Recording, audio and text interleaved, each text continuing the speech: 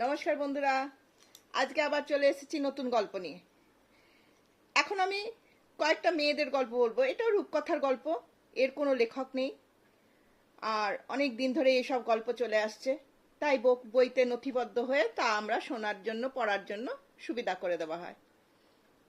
তো আজকে আমি 6টা বউয়ের গল্প বলবো, যারা সাধারণ থেকে অসাধারণ জায়গায় পৌঁছে গেছে নিজেদের বুদ্ধি বলে।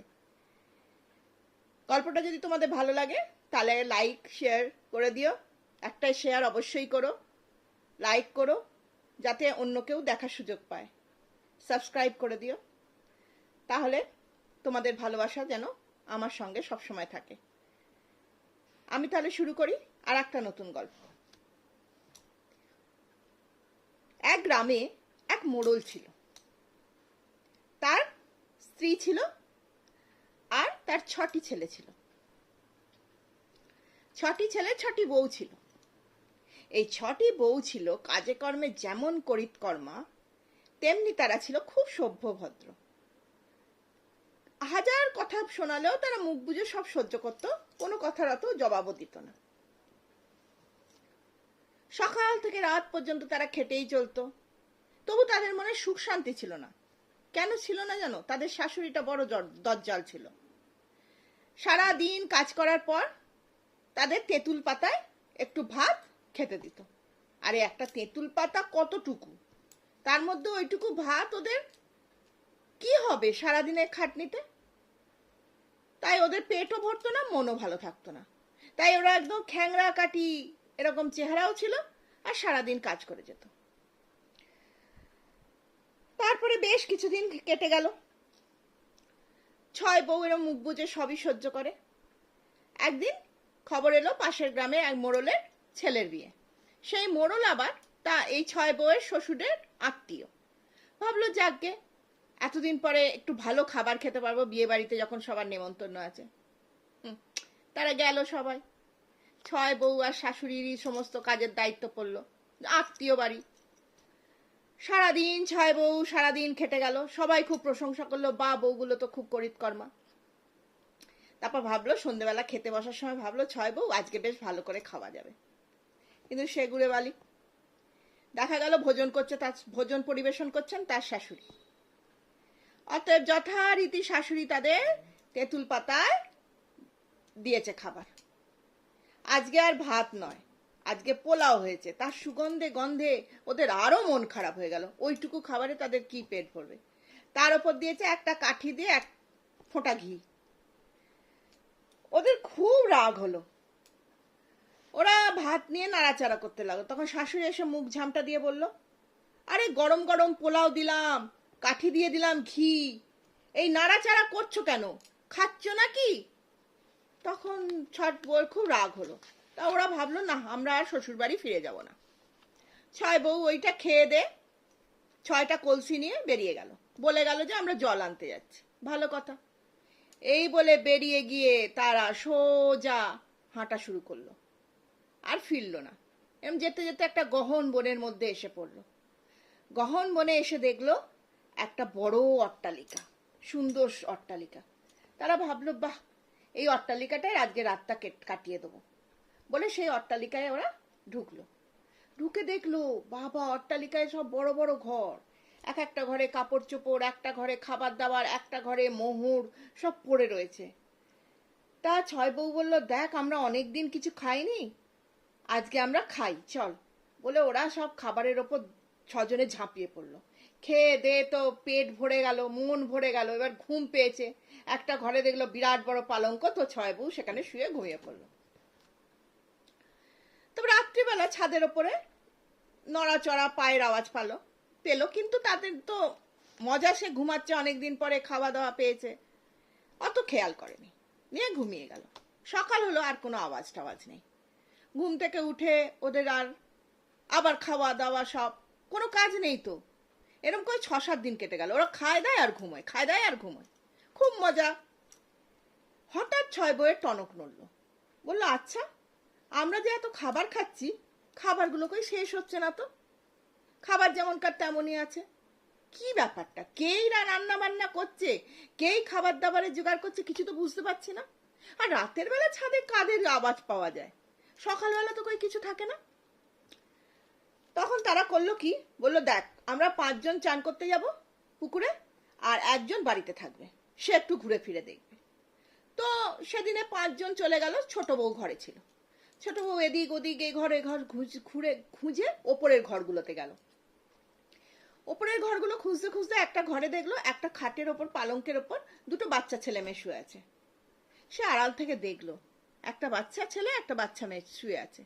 বাচ্চা ছেলেটা ঘুমিয়ে ঘুমিয়ে বলছে, আর সেই পালঙ্কের নিচে একটা কানা খাটে কানা কানা ভাঙা হাড়ি ছিল আর কি। বাচ্চা ছেলেটা কানা ভাঙা হাড়িকে চোখ বুজে বুঝেই জিজ্ঞাসা করছে, ও হাঁড়ি মাসি, ও হাঁড়ি মাসি, আর কত দেরি, মানুষের তুলতুলে মাংস খাবো কি করে? কানা ভাঙা হাঁড়ি বলছে, আরো দিন 15 যাক না রে, মানুষগুলো ভালো করে খেয়ে দে, নাদিস নুদুস হোক, তবে তো খাবো, এখন খেতে গিয়ে কি শুধু হাড় চিবাবো নাকি? এই ব্যাপার স্যাপার দেখে ছোট বউ দৌড়ে নিচে চলে এলো। তারপর তার 5 বউ আসতে তাদেরকে সব বললো। তারা তো বললো না, ছোট বউ কি দেখেছে। আচ্ছা, পরের দিন আর একটা বউ রইলো। এভাবে প্রতিদিন একজন বউ করে থাকে আর ওপরে গিয়ে এগুলো শুনে আসে। তখন 6 বউ নিশ্চিত হয়ে গেল এ এক আজব অট্টালিকা, এখানে মায়াবী রাক্ষসরা থাকে। তখন 6 বউ ভাবলো এবার তো আমাদের পালাতে হবে, নইলে তো ওরা দিন 15 পরে আমাদের খেয়ে নেবে।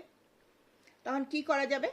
6 বউ তখন 6টা কলসি নিল, কলসিগুলো মোহরে ভর্তি করে চাপা দিয়ে দিল, বাইরে থেকে বোঝা যাবে না। গিয়ে ওরা অট্টালিকার বাইরে বেরিয়ে বলছে, চল আমরা আজকে পুকুরে গিয়ে স্নান করব, অনেকদিন মাথায় সাবান দিইনি, শ্যাম্পু করব, আমাদের অনেক মাথায় সাবান দেবো, আর অনেক স্নান টান করে আস্তে আস্তে অনেক দেরি হয়ে যাবে, তবে জল ভরে নিয়ে চলে আসবো বলে ওরা বেরিয়ে পড়লো। এগুলো শুনিয়ে শুনিয়ে বললো রাক্ষসদের, নইলে রাক্ষসরা তো ওদের পিছু নেবে। তো বেরিয়ে গেল। বেরিয়ে গিয়ে চলতে চলতে চলতে চলতে চলতে চলতে প্রায় সন্ধে হয় তারা একদম বনের ধারে একটা অশ্বত্থ গাছের কাছে গিয়ে পৌঁছলো।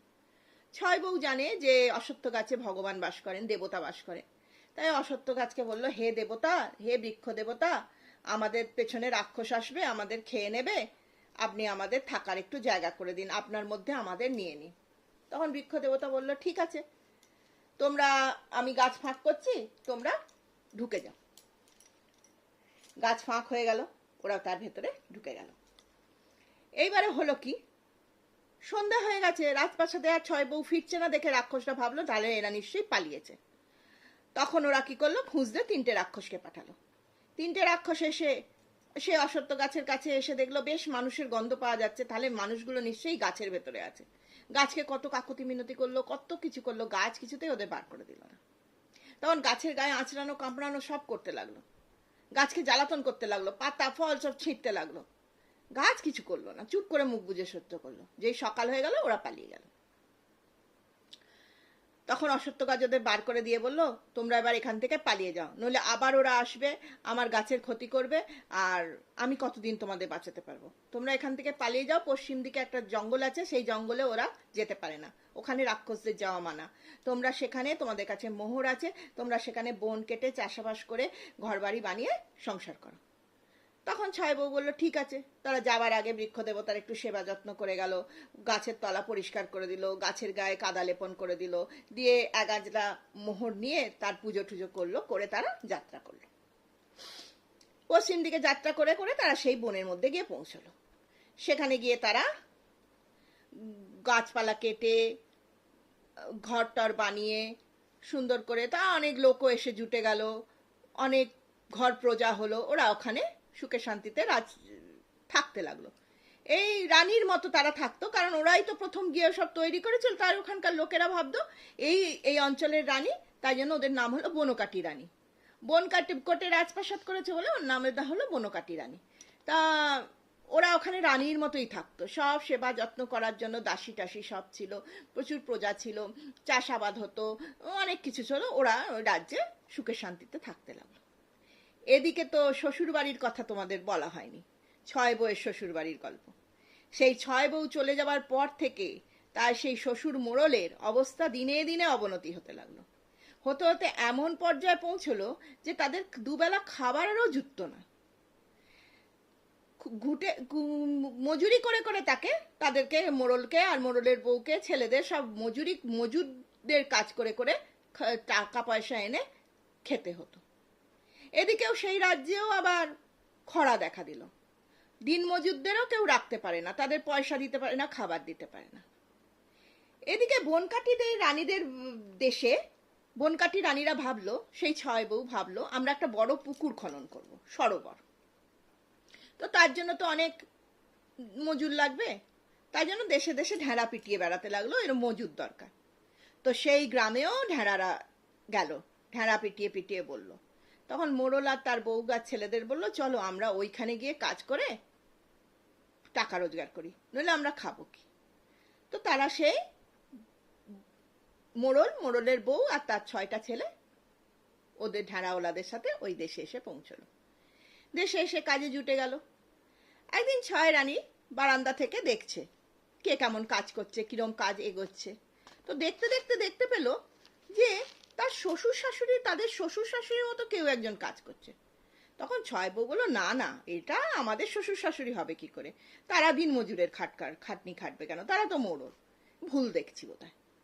তারপর কিছুক্ষণ পরে দেখে মাথায় করে মাটি নিয়ে তাদের বরেরাও আসছে। তখন বলল, না না, এ তো ভুল নয়, এ তো আমাদের বড়দের তো চিনতে ওদের অসুবিধা হলো না। তখন বলল, লোক দিয়ে সেপাই শান্তি দিয়ে পাঠালো, ওদেরকে ডেকে নিয়ে এসো। এবার ওরা তো ভয়ে অস্থির, রানীমা আমাদের কেন ডাকছে, আমরা কি অন্যায় করলাম।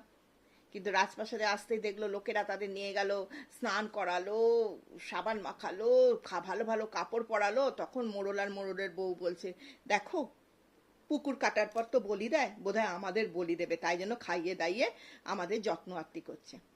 তো ভয়ে খুব কাঁপছে। তখন ছোট বউ আর 5টা বউ, ঘরের 6টা বউ আলাদা ঘরে আড়ালাই রয়েছে। ছোট বউ ওখান থেকে জিজ্ঞাসা করছে, আপনাদের এরম অবস্থা হলো কেন, গলা পাল্টে। তখন মোড়ল সব বলল, আমার 6 বউ ছিল, তারা চলে যাওয়ার পর থেকে আস্তে আস্তে আমাদের অবস্থা খারাপ হয়ে গেল। খুব দুঃখ করছিল বউদের জন্য। তখন ওই 6 বউ বেরিয়ে এলো। তাদের দেখে তো মোড়ল আর মোড়লের বউ অবাক হয়ে গেল, তার বরেরাও অবাক হয়ে গেল, কি করে কি হলো। তখন সব গল্প বলল। তখন বলার পর মোড়ল আর মোড়লের বউ তাদের খুব আশীর্বাদ করলো আর বলল, আমি আর কোনোদিনও তোমাদের সাথে কোনোদিনও খারাপ ব্যবহার করব না। মোড়লের বউ বলল ঠিক আছে, সবাই এখানেই থাকবো আমরা, ওখানে আর আপনাদের ফিরে যেতে হবে না। বলে সবাই ওখানে থাকতে লাগলো, রানীরা রানীদের মতো রাজত্ব করতে লাগলো। আর সেখানে সবাই ওরা মোড়লের বউ 6টা ছেলে 6টা বউ মিলে সুখে সংসার করতে লাগলো। তাহলে শুনলে গল্প, মেয়েদের শক্তিও কিন্তু কম নয়, তাদের বুদ্ধিতেই হচ্ছে মারাত্মক শক্তি। কিন্তু আজকালকার দিনে কি বলতো, মেয়েদের বুদ্ধি থাকলেই হয় না, মেয়েদের একটু শক্তিশালীও হতে হয়। এই বাইরে সে মানুষরূপী রাক্ষসগুলো ঘুরে বেড়াচ্ছে না, তাদেরকে মারার জন্য না মেয়েদের শক্তির দরকার। মেয়েরা যদি নিজের পায়ে নিজের শক্তিতে দাঁড়িয়ে থাকতে পারে না, কারো ক্ষমতা হবে না তাদের দিকে চোখ তুলে তাকানোর। তাই জন্য বলি কি, মেয়েদের বলি, বুদ্ধিমতী হও আর শক্তিমতী হও। ডান্স শেখো, গান শেখো, আঁকা শেখো, সব শেখো, কিন্তু তার সঙ্গে শক্তি প্রদর্শন করার জন্য জিনিসগুলো শিখতে হবে, যাতে নিজেকে রক্ষা করা যায়। তাহলে যদি গল্পটা ভালো লাগে, তোমরা নিশ্চয়ই লাইক, শেয়ার, সাবস্ক্রাইব করে দিও। তাহলে আমি আসি, নমস্কার, টাটা।